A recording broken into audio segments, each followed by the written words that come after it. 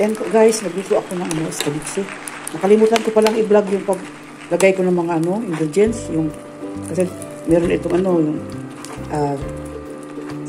garlic, tapos ginger, bell paprika, tomato, tapos vinegar, brown sugar, and then seasoning, kunting seasoning, tapos ito yung ketchup, no?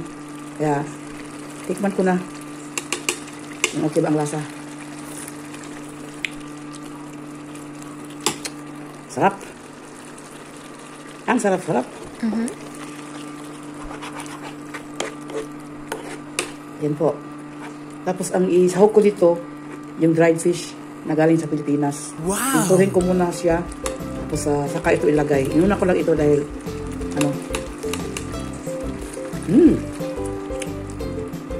sarap talaga guys. Oh, yummy!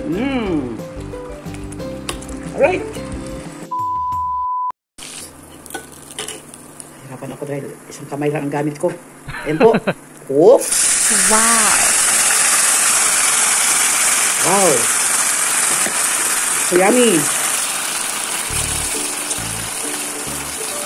Ayan, hinalo ko na yung ang tuyuan nandun na sa ilalim.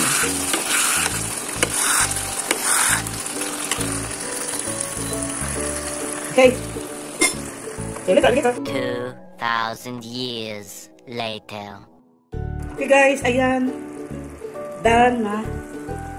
Luto na po yung escabeche ko na dried fish. So, ready to eat na. Yummy! Looks so yummy. Looks so good. Bye-bye.